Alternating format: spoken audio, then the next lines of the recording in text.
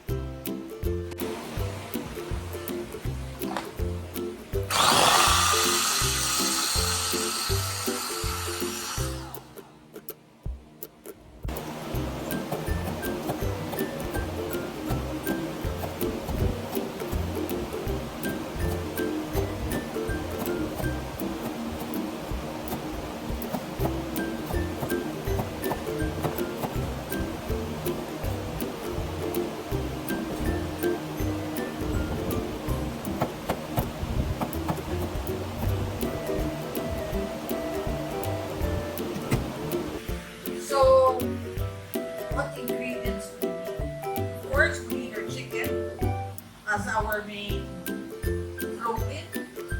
Then we have half a cup of glutinous rice and half a cup of regular rice.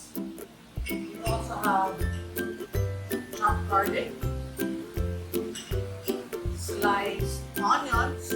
This could be white, yellow, or red onions, and ginger. This is the most important, I guess, of all, because this is what makes our arroz caldo really tasty and makes us feel so warm whenever we eat our rice porridge or rice stew. We also have the casubha. It's probably the counterpart of saffron, but this is actually the reason why some of our porridge or our arroz caldo is slightly colored yellow. So, to begin with, our chicken, I usually marinate it first with salt and pepper. I season it with salt and pepper and then set aside for a few moments. So, without further ado, we shall start cooking our arroz caldo.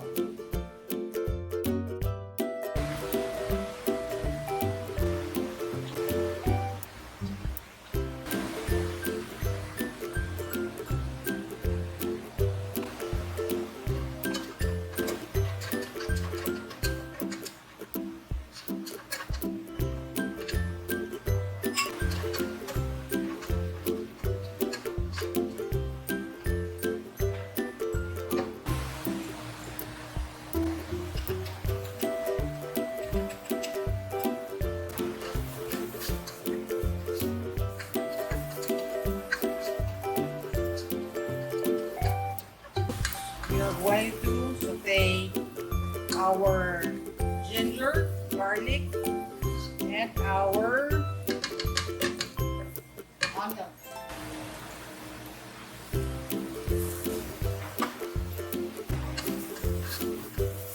Want to make sure that our onions are soft and translucent so that our arroz caldo will be very, very tasty. Then we add our chicken. Mix our, let's say, garlic, ginger, and onion, our chicken.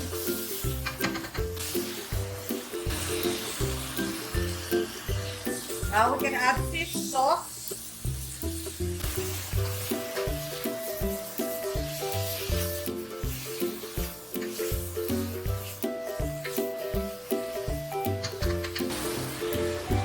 Then glutinous rice and regular rice.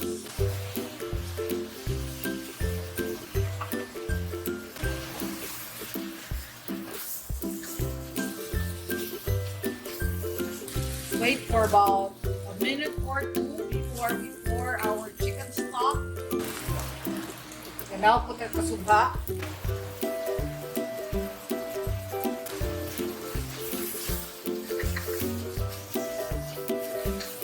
Okay. Pour our stock. About 4.5 cups of chicken stock. Now, wait for it to boil. We cover and wait.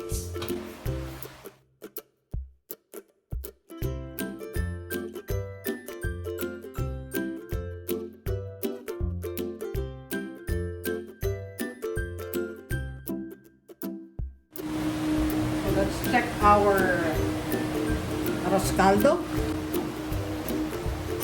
Wow, it's looking really great.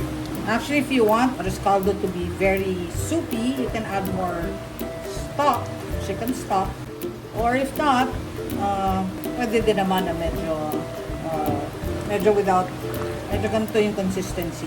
You want to make sure that the chicken is, of course, well cooked. And our rice and glutinous rice is also cooked.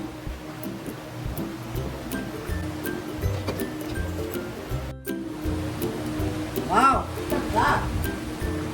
This is the consistency that I want for my Arroz Caldo. It's not too soupy.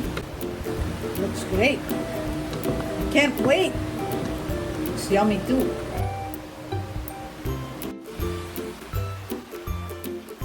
So, our Arroz Caldo is actually done.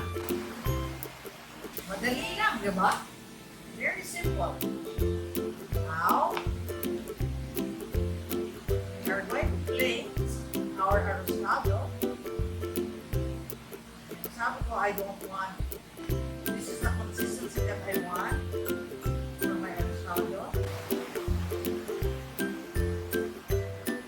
Actually, masarap ito talaga. You can serve this for breakfast or as a hearty merienda.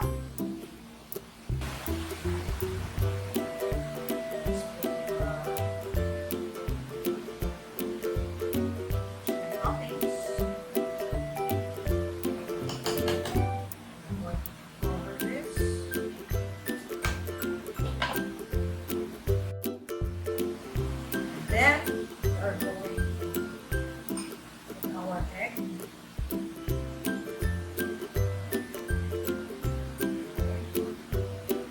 And then toasted garlic.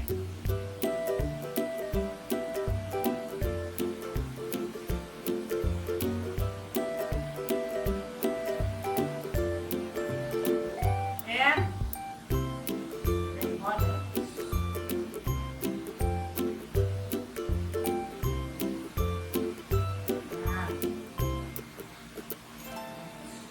more garlic, masarap yan.